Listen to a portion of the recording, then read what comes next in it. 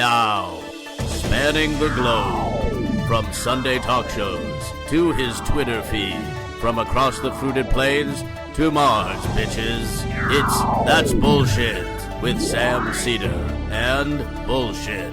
And now, Sam Seder. Hello, I'm Sam Seder, and this is a special crime report. Violent crime is running rampant in southwestern states and cities, all along our border with Mexico. Gang-affiliated illegal immigrants are violently threatening the lives of innocent Americans, making it completely unsafe for us to leave our homes in Arizona, New Mexico, and Texas. The drastic surge in violence is unprecedented, and something drastic must be done to restore our way of life and protect our children. I'm Sam Seder, and everything that I've just said, except for my name being Sam Seder, is total bullshit. During the last week of May, Obama responded to Republican fear-mongering by pledging to send 1,200 National Guardsmen and an extra $500 million to the border states. Why?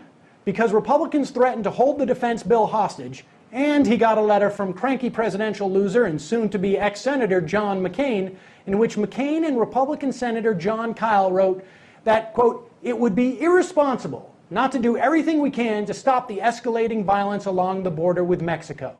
It certainly would be irresponsible if violence was escalating. But unless by escalating they mean decreasing, it may be time for Kyle and McCain to get on a phone and call somebody who knows what the hell they're talking about. Here's the reality. According to the AP, a new FBI report says the cities with the lowest crime rates in the country are all in border states, southern border states. And a report by Customs and Border Protection says their agents face far less danger than ordinary street cops in most U.S. cities. The FBI report goes on to say that violent crime in Arizona declined in 2009 and that violent crimes in southwest border counties have dropped by 30% over the last 20 years to some of the lowest per capita in the nation.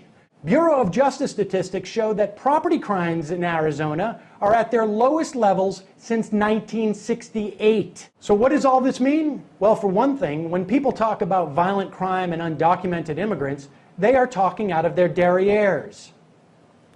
That's foreign for ass. It means that conservatives know that heading into an election, their best tactic is to scare the shit out of white people.